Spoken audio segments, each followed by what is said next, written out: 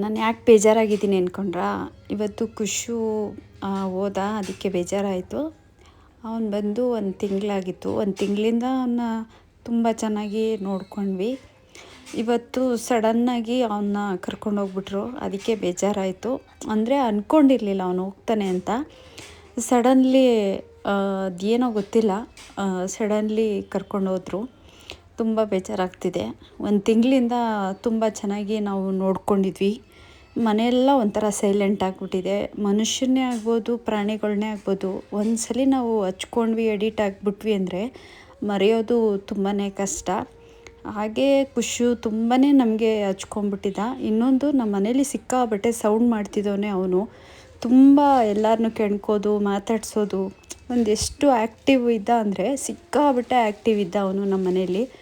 ಇವತ್ತು ಅವನು ಹೋದ್ನಲ್ಲ, ಮನೇಲೆಲ್ಲ ತುಂಬ ಬಿಕೋ ಅನಿಸ್ತಿದೆ. ರಾಯನ್ನೇನು ತುಂಬ ಸೈಲೆಂಟು, ಅವನು ಅಷ್ಟೊಂದು ಆ್ಯಕ್ಟಿವ್ ಇಲ್ಲ. ಆದರೆ ಖುಷ್ ಅಂತೂ ಹೆವಿ ಆ್ಯಕ್ಟಿವು, ಸಿಕ್ಕಾಬಟ್ಟೆ ಹಾಗಿತ್ತು. ಇವತ್ತು ಸಡನ್ನಾಗಿ ಅವನು ಹೋದ್ನಲ್ಲ, ಸ್ವಲ್ಪ ದುಃಖ ಆಯಿತು. ನಮ್ಮ ಅಮ್ಮನೂ ಕೂಡ ಅಷ್ಟೇ ತುಂಬ ಬೇಜಾರು ಮಾಡ್ಕೊಂಬಿಟ್ಟಿದ್ರು. ಅಮ್ಮ ಕಳಿಸೋದೇ ಬೇಡ, ಅವನ್ನ ಇಟ್ಕೊ ನೀನು, ನಾನು ಸಾಕ್ತೀನಿ, ನಾನೇ ನೋಡ್ಕೋತೀನಿ ಅಂತ ಅಂತಿದ್ರು. ಆದರೆ ಅವನು ಸಿಕ್ಕಾಬಟ್ಟೆ ಆ್ಯಕ್ಟಿವ್ ಇರೋದ್ರಿಂದ ರಾಗು ಕಿವಿ ಹಿಡ್ಕೊಂಡೆಲ್ಲ ಎಳ್ದಾಡೋದು, ಕಚ್ಬಿಡೋದು, ಹೀಗೆಲ್ಲ ಮಾಡ್ತಿದ್ದ.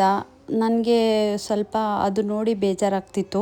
ಯಾಕೆಂದರೆ ರಾಗು ಕಂಪ್ಲೀಟು ಆಚೆ ಬರೋದೆಲ್ಲ ನಿಲ್ಲಿಸೇ ಬಿಟ್ಟ. ಅವನು ಒಳಗಡೆ ಸೇರ್ಕೊಳ್ಳೋದು, ಅವನು ಖುಷು ನೋಡಿದ್ರೆ ಅವನಿಗೆ ಭಯ ಬಂದುಬಿಡ್ತಿತ್ತು. ಯಾಕೆಂದರೆ ಸಡನ್ನಾಗಿ ಹೋಗಿ ಕಚ್ಬಿಡೋದು, ಕಿವಿ ಹಿಡ್ಕೊಂಡು ಎಳೆದು ಬಿಡೋದು, ಈ ಥರ ಎಲ್ಲ ಮಾಡ್ತಿದ್ದ.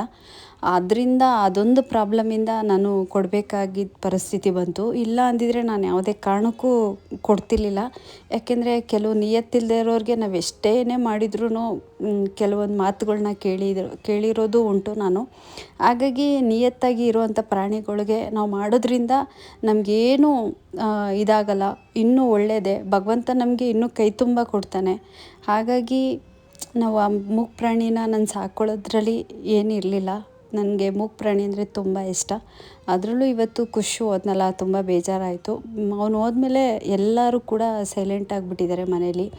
ಅಮ್ಮನೂ ಕೂಡ ಏನೂ ಮಾತಾಡ್ತಿಲ್ಲ. Raghu silent, ರಾಯನಂತೂ complete silent ಆಗಿಬಿಟ್ಟಿದ್ದಾನೆ.